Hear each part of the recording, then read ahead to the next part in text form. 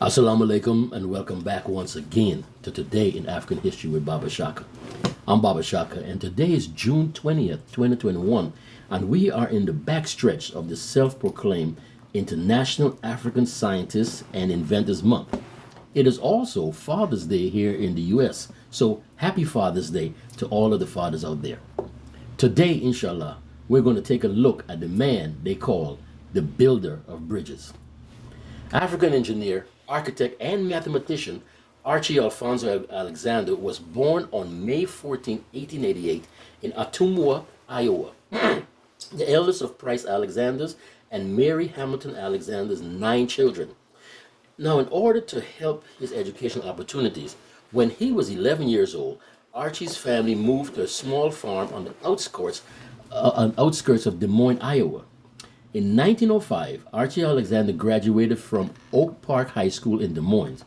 In addition to that, he attended Cummins Art College in Des Moines before entering the University of Iowa in 1908 to study engineering.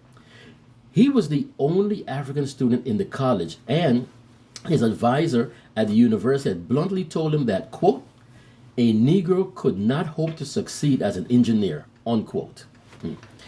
He also played tackle for the school's varsity football team, earning the nickname Alexander the Great.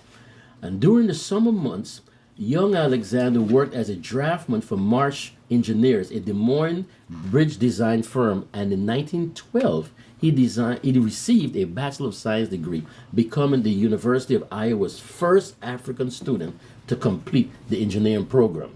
Right. Now, after graduating and initially encountering difficulties finding a position because of race, Mr. Alexander was hired by Marsh Engineering Company in Minneapolis, Minnesota, where he was in charge of the bridge building program in Iowa and in Minnesota. In 1917, Mr. Alexander left Marsh to form his own engineering company with a white contractor, George F. Higbee. Within that time, Archie Alexander continued his education at the University of London, where in 1921 he took coursework in bridge design. Mr. Alexander obtained his civil engineering degree from Iowa State University in 1925, and while there, he became a member of Kappa Alpha Psi Fraternity Incorporated. Now, with Higbee, Mr. Alexander designed the Tuskegee Airfield and the Iowa State University heating and cooling systems, but unfortunately, the partnership ended in 1925 when Higbee died in a construction accident. In 1929, Mr. Alexander teamed up with a former classmate of his from the University of Iowa, Maurice A. Repass, to form the engineering firm of Alexander and Repass. And they were responsible for the construction of numerous roads and bridges, including the Whitehurst Parkway and the Tidal Basin Bridge in Washington, D.C., as well as an extension to the Baltimore-Washington Parkway. Those of you who live in the DMV know these places very well. In 1932, Mr. Alexander entered politics and served as the assistant chairman of the Iowa Republican State Committee. In 1934, he was appointed as one of a 12-member commission to investigate the social and economic condition in Haiti. And in 1946, Alexander was awarded an honorary Doctor of Engineering by Howard University in Washington, D.C. Now, in 1954, President Dwight D. Eisenhower appointed Mr. Alexander to be the governor, of the United States Virgin Islands. The following year, however, Governor Alexander came under criticism for favoring old business partners in contracts for road building in St. Thomas, and he resigned his post on August 18, 1955. Archie Alexander died on January 4th, 1958 in Des Moines, Iowa. He was 69 years old.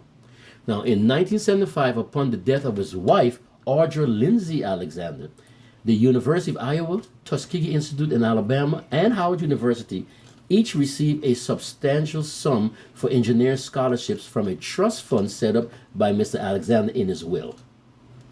So, if you're studying engineering at any of these schools, you have Archie Alexander to thank. Okay? Again, thank you all to all of our subscribers who continue to support our efforts here at Today in African history. To those of you who have not yet subscribed, we invite you to hit that subscribe button just below the screen there and lend us your much needed support. Please like and leave a comment down in the comment section below. But most importantly, please share, especially with the young amongst us, because as you and I both know, this material is not taught in our schools. So, until tomorrow, inshallah, this is Baba Shaka with Today in African History. Masalam.